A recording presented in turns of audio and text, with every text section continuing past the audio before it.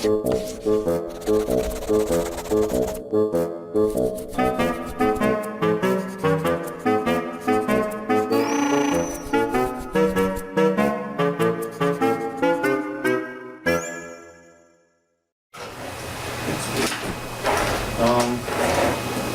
it will be a bit difficult today because I have to present a lot of clips. Sometimes very short, but it's because of the subject on colonial issues. It's sometimes related to small details. Just a few seconds in the film, so I have to show sometimes, not always, I have to show very short clips and a lot of them, so I hope that it will work in spite of technical problems we always have, but DVDs YouTube and so on. So, okay, we'll do our best. Be patient. So I have to begin with one of the films I presented last week, which is Farewell to the King. I talked about the film. Orientalism has feeling, and I had not time enough to see the clips. So we will begin with that. You will see this film. So it's a film by John Milius, and you will see that it looks a bit like a remake of the well-known last part of Apocalypse Now by Coppola. That is, I would say, a parody of Harp of Darkness by Conrad. So that is to say, we are here really at the core of Orientalist representation of otherness, savage, mysterious otherness. And otherness whose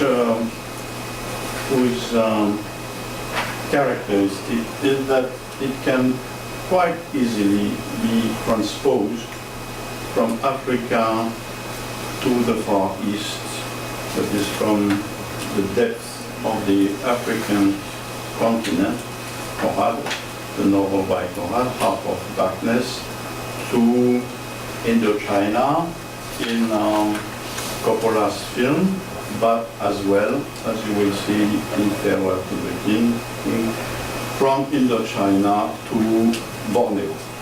The place doesn't matter. What matters is the tone of the narrative, the Orientalist tone or tune of the narrative. So what I would like to show, if it works, is from the beginning of the film, and you will see what this Orientalist feeling is through the combination of pictures, landscapes, and the voice over, which goes with these pictures. So what you will see now, it's after the good savages have become received weapons from the British, and okay, they become really wild and they exterminate the Japanese. Okay, so this is what I would call the ornamental version of the encounter with the radical other. So you see there, this background,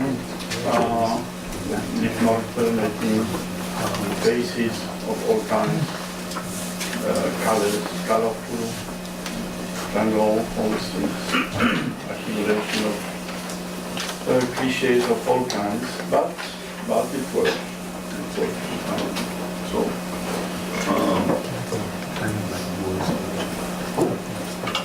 I will come again at the end on the different versions or different treatments of the discovery of radical otherness. This is one of them for the beginning, but there are many others, as I will try to show. So now I would like to talk a bit on Backdoor to Hell, a film by Hellman I already mentioned, but I think unfortunately we will not be able to see the clips because we have a problem with the DVD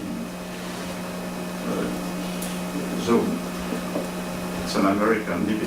Is it the reason why? No? Yes. American DVD. So. Yeah, because I can read it.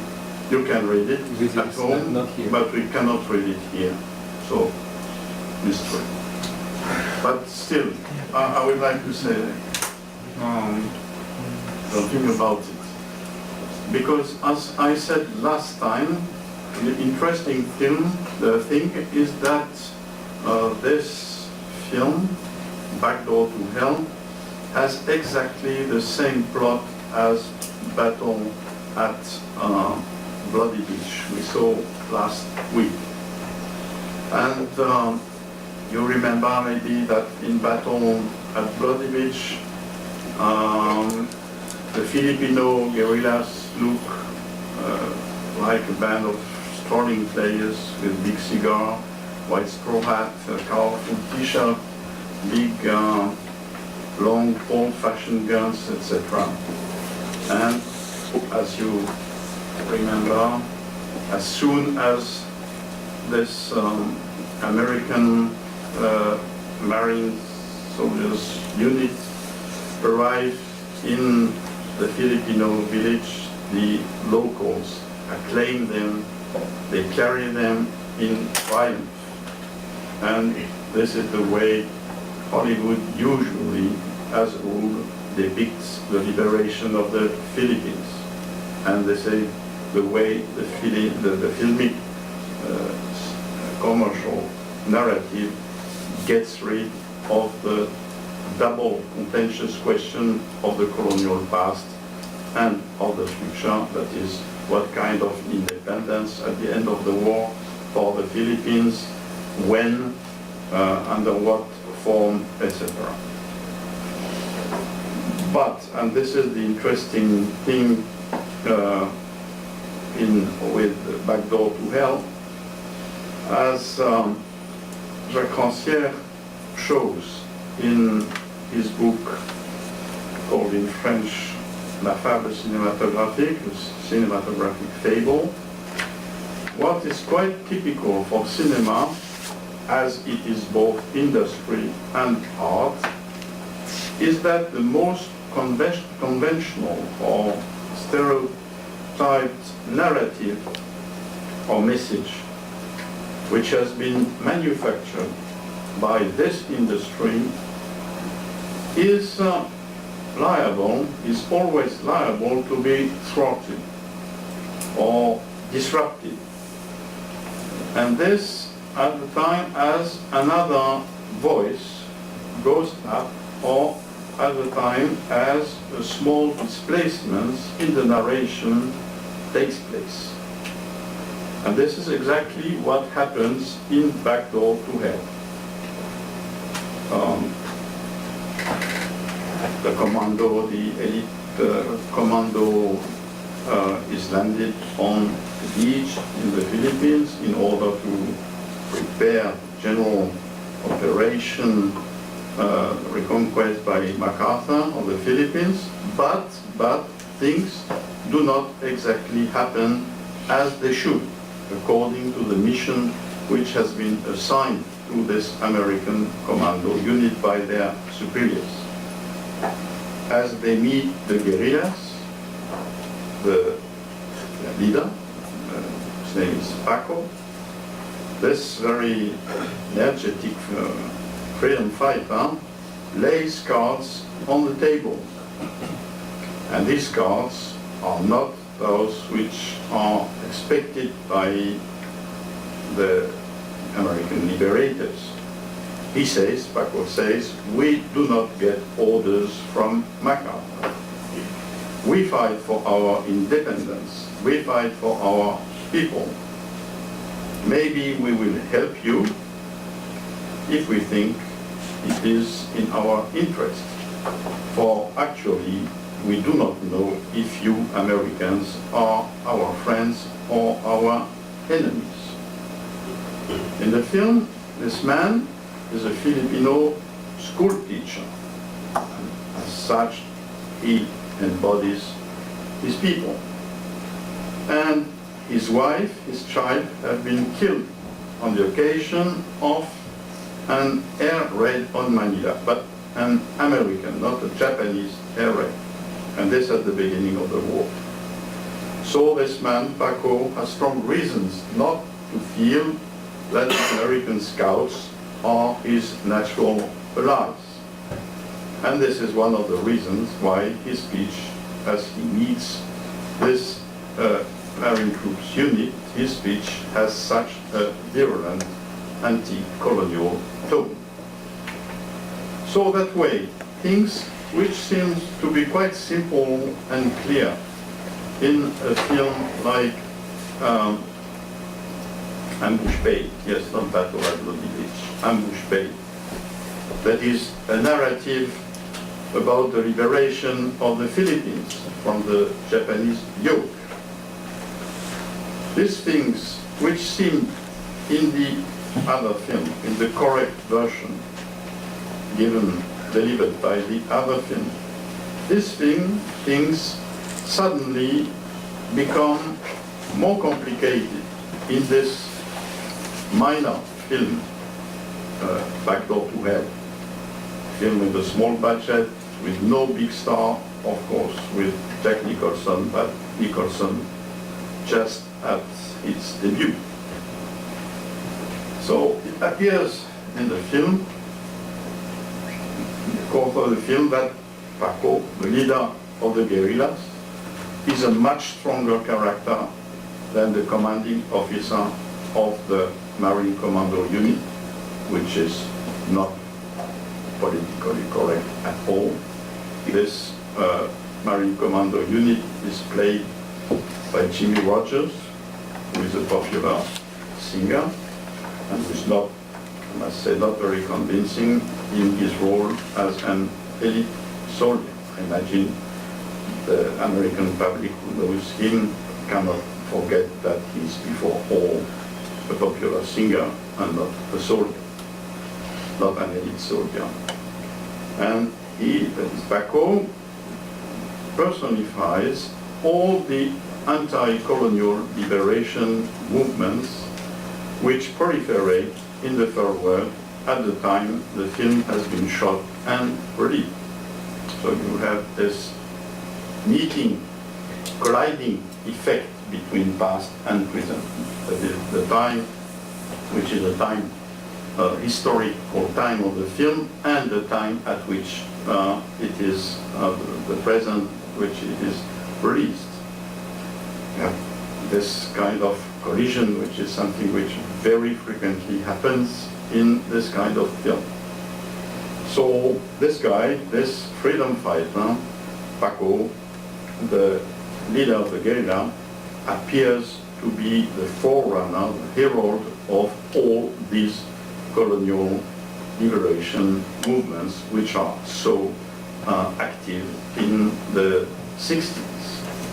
And he anticipates, of course, the time as those who have fought the Japanese together or separately have become relentless enemies. War in Vietnam, of course.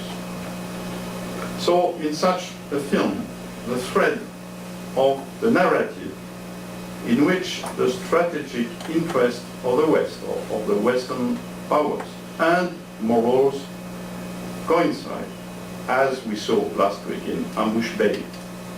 This thread gets lost, or almost, let's say. We see in Backdoor to Hell how the guerrillas unscrupulously tortured Japanese prisoners, what American soldiers are reluctant to do. But this unorthodox way the guerrillas collect information will be very useful for their temporary allies, the American soldiers. So these Filipino guerrillas are involved in a people's war, which is a form of total and necessarily dirty war, which they cannot afford to be in a chivalrous way. And here again, the film connects or puts together two periods, end of the Second World War and decolonization war, liberation movement. Of course, very obviously, Monty Hellman, the director of the film, who has also shot very interesting Western films, and who in this film, in Backdoor to Hell, presents a battle scene in the Philippines in a very Western film style. Of course, Monty Hellman has not free rein, but his film cannot become an explicit, it cannot be an explicit manifesto in favor of this other side, let's say, which is embodied by Paco. There exist, even for a small film like this, there exist, let's say, red lines. And critical films of that kind always have to be in search for, let's say, compromises. So, at the end of the film, Paco has to die, at the end, in extremis, for the global cause sake, that is for American victory over Japan.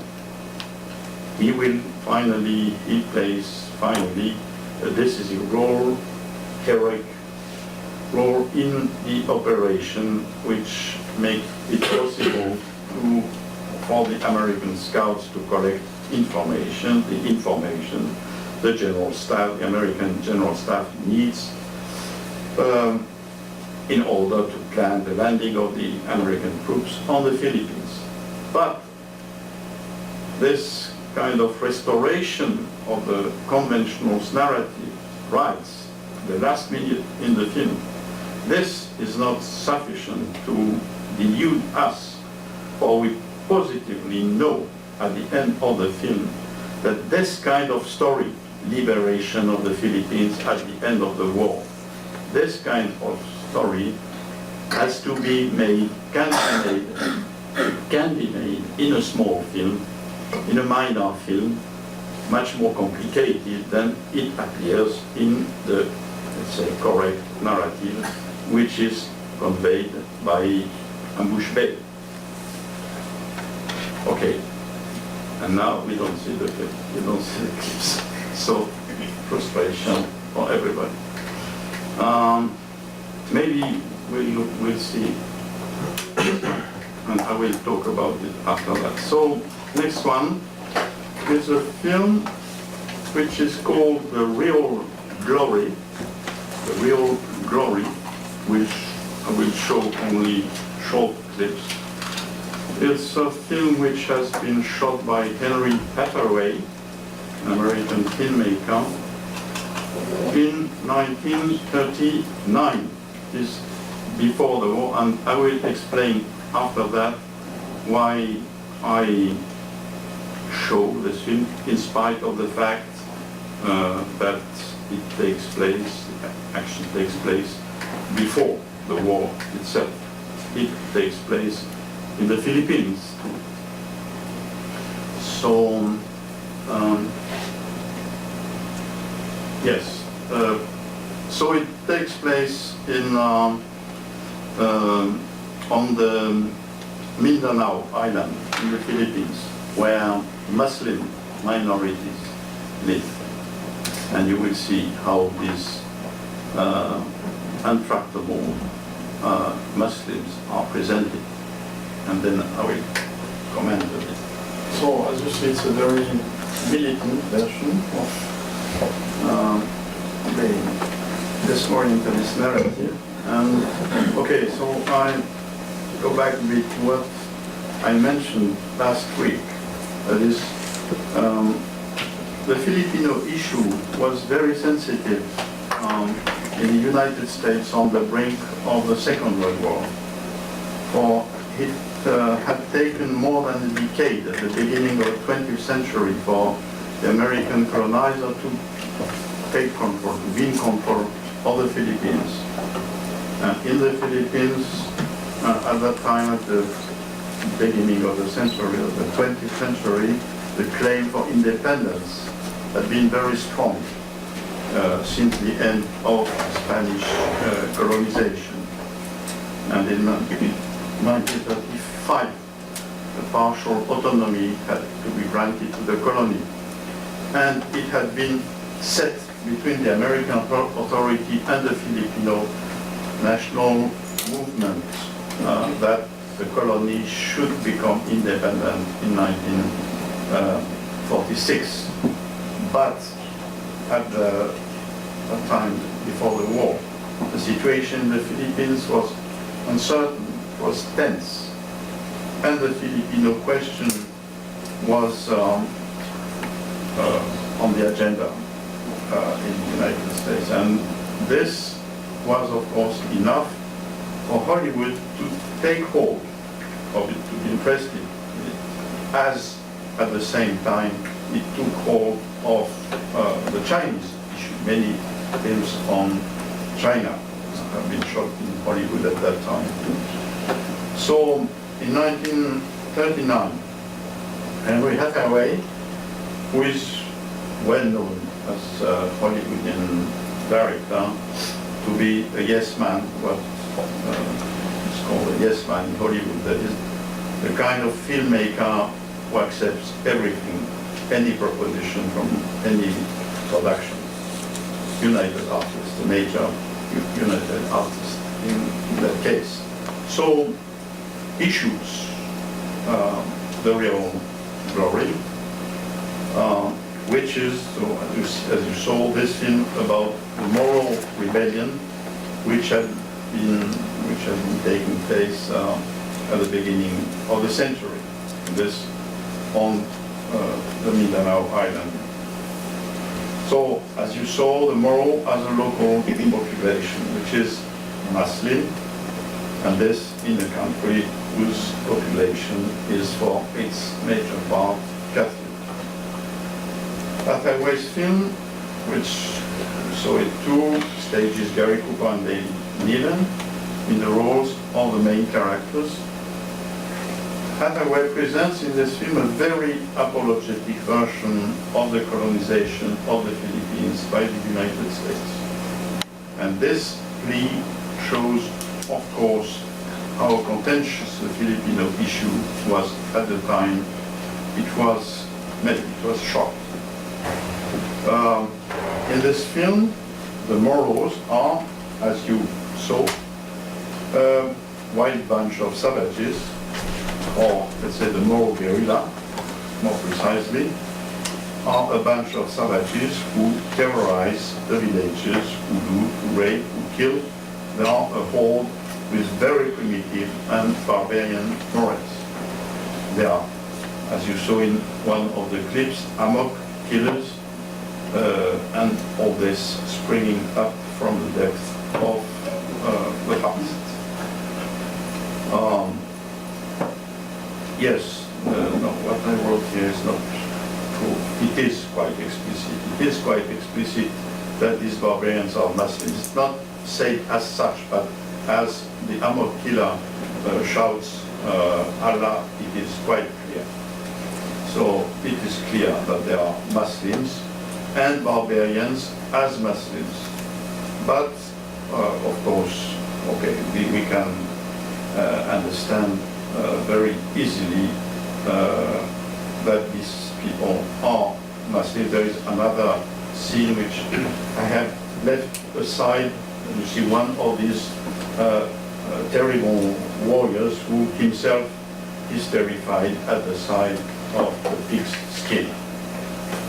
Okay, so we see at this place, in this film, we can notice that the association of Islam with barbarity, it is really not something new. And as Said says in different books, this association is an integral part of Orientalism as a source for narratives or as some kind of what Lyotard would call grand récit. It is then, so in the film, the narration, the task is the honor of the small, very small US Army garrison, which has been posted to the part of the island where the Moro rebellion causes havoc. So it is the honor of the small garrison, of this small unit, to do its best to protect the villages and to make fit for fight the local auxiliaries who, at the beginning of the film, take their legs as soon as a Moro guerrilla is on sight. So by the magic of this narration, colonization transforms itself into a sort of humanitarian mission. It is worth noting in the film that the main character, that is Gary Cooper, is not the commander officer, who is a very irresolute man, and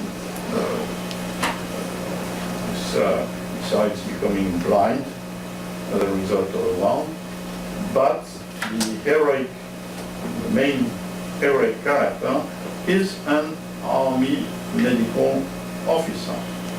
That is a man who both knows what to do as a cholera epidemic breaks out in the village, which happens a bit after the scenes you saw, and at the same time who knows how to foil the Moros' plan to take hold of the village, to kill its inhabitants, and to destroy the American outpost.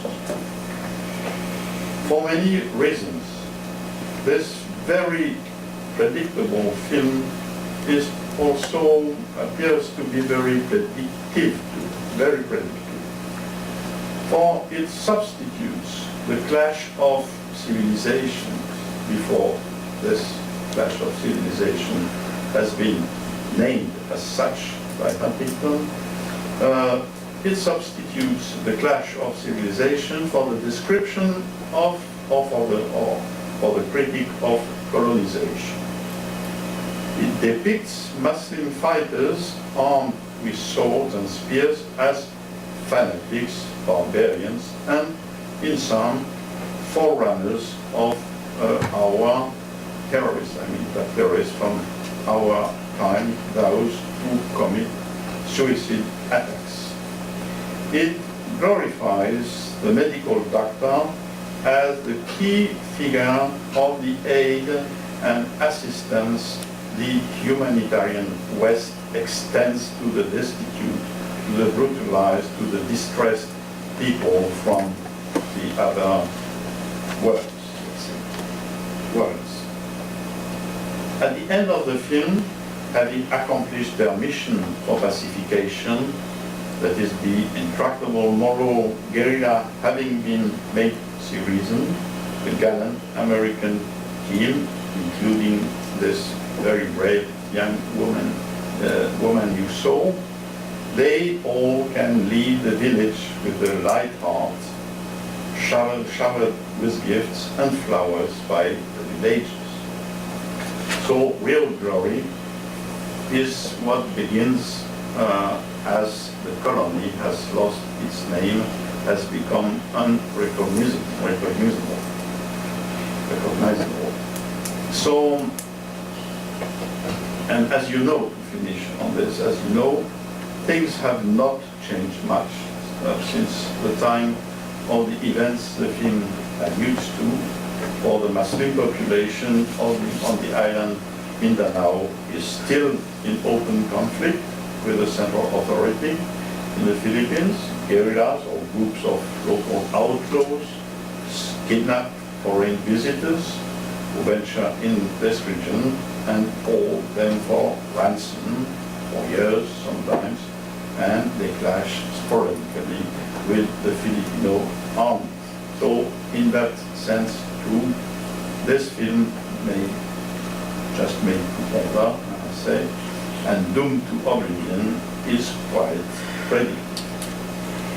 So this is what I had to say on this militant orientalist narrative. Okay, I will pass now to something else which is on a very, very essential issue. So, okay, I present the clip and then we will see it. So it's a new complication. It's a new complication in the sense I mentioned before. So it's about a rather surprising and original film, which is actually a B-movie, very obviously what is called B-movie.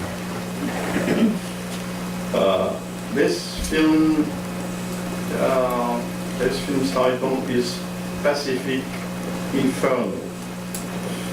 It was shot by a director who is called Walsh, so a German, from German origin. And it has to be noticed that it is an American-Filipino co-production. And not only, obviously, because it was shot on the original location in the Philippines, but also there's some kind of arrangement, there's some kind of Filipino participation in it, but I don't know exactly how, but it's rather obvious that we see the film. So, American-Filipino co-production, shot 1979. So, in this film, the colonization and decolonization issue merges with the question of the Afro-American minority in the United States. For this film, inverts all the premises of the, let's say, US patriotic narrative on this war, or of this war. The hero of this film is a black elite diver from the US Army. This guy has been taken prisoner by the Japanese, and the Japanese need him. They need him to go and try to fetch treasure, big amount of silver coins, with the American Army or the American authorities had as buried at sea as they had to leave the Philippines in full haste after Pearl Harbor, so that the Japanese cannot seize it. But the Japanese have heard about it. So this is the plot. And this character, this guy, the actor being a certain Jim Brown, who is a former, well-known, I suppose, in the United States baseball player, who also is an actor too. You can see him in the classic war film, which is The Dirty Dozen, which takes place on the Western Front in France, partly. So this character contrasts with that of another prisoner who is a white officer, very antipathetic, a coward, a racist, who refuses to share the cabin where they have been placed by the Japanese. He doesn't want to share, as he says, you will see in the clip, he doesn't want to share the cabin with niggers, he says. So, we have to be aware that making of a black US soldier the hero of an American movie, even if only partly American movie, on the war in the Pacific, this is equal in, say, the domain of narratives to a violent coup d'etat in the domain of politics. Since as a rule, Afro-American soldiers were not drafted in fighting units during this war, but in auxiliary services like cooking, etc. For this reason, mostly, these Afro-American soldiers only sporadically appear in American films in the role not of fighters, but of subalterns. So I said, cooks or waiters for the officers in the Navy. And it's only in the, let's say, late period, I mean from the 80s of last century, that this picture or this role, which had time past, had become embarrassing and politically incorrect.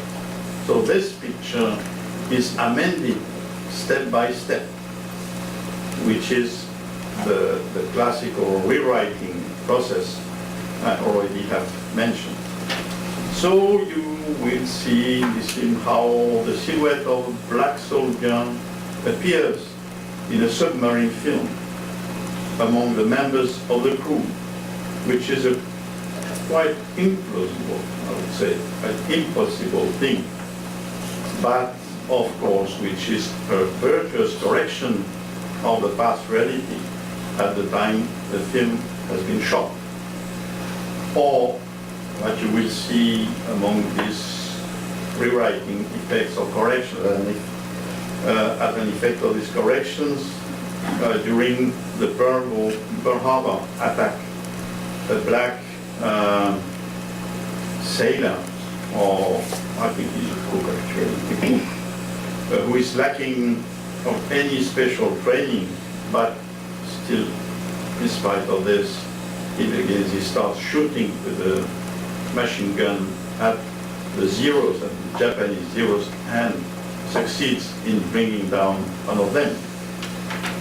So, in Rolf Bayer's film, the correction of the past is not inscribed in this horizon of a correct rewriting of this past. So, with a quota of black soldiers.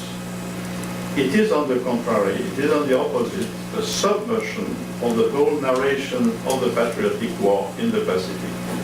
For it tends to question its legitimacy by presenting a narration of it whose subject is the black soldier himself. And from this angle, the war, this war, is a conflict between two hostile species, that is the Japanese and white America. And this is a conflict which is not his. I mean, the black the African American soldier. It is not his concern, as it is not as well the Filipino peasant's concern. Such a film has, of course, on its rear the Black Panther movement in the United States. So actually, the true heroes of this rather ordinary adventure films, some, but in which anti- and post-colonial messages abound, the true heroes are the Filipino freedom fighters with whom the black diver rapidly forges an alliance, both against the Japanese and the racist American officer, and this on the base of Kalu people's solidarity. The Filipino resistors fight for their own cause. They just hate the Japanese occupation a bit more than the American colonization. At the end of the film, the black soldier dies as an American hero. Same kind of compromise before. And this in spite of all. But very obviously knowing that his sacrifice is vain and meaningless. The Japanese man who tells him at that moment, we'll see, that this war is not his own cause, was just about to convince him before his sacrifice.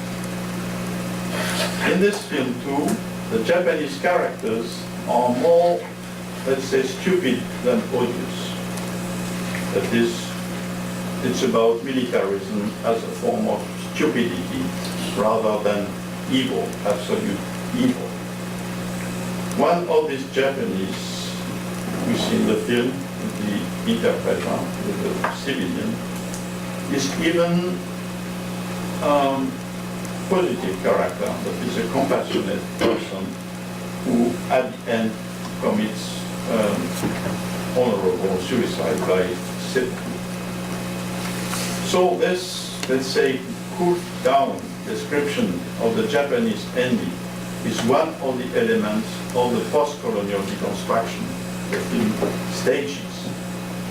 In this process, in the process of this deconstruction, the Japanese pass from the role of the absolute or the total enemy, as we saw in other films, to, let's say, the role of the ordinary villain. And as such, they look very much like the Mexicans in many Western films. Boastful, but not very brave, not sympathetic, and not very bright. Most probably, it's just supposition, an hypothesis. The author of such a B movie has not, of course, not a completely free hand as he shoots such a film, but he has certainly more freedom of action than another director who has to shoot a big budget film and who has, for this reason, constantly the producer or the producers on his back. Okay, now we can see these clips. Okay, now I have to show you many clips about the way African Americans are presented in classical war movies on the Pacific before that. But maybe we can make the break before, except if you have some comments about this or what conversations. The film is what we call 1970s blaxploitation. So that's part of the context. So this was from the K Mutiny by Edward Middick, which actually is a very good film, with Humphrey Bogart. And now it's Away Old Boats from Joseph Merril. That's all about black people. So now, yes, what I would like to show you two clips. One is on the colony.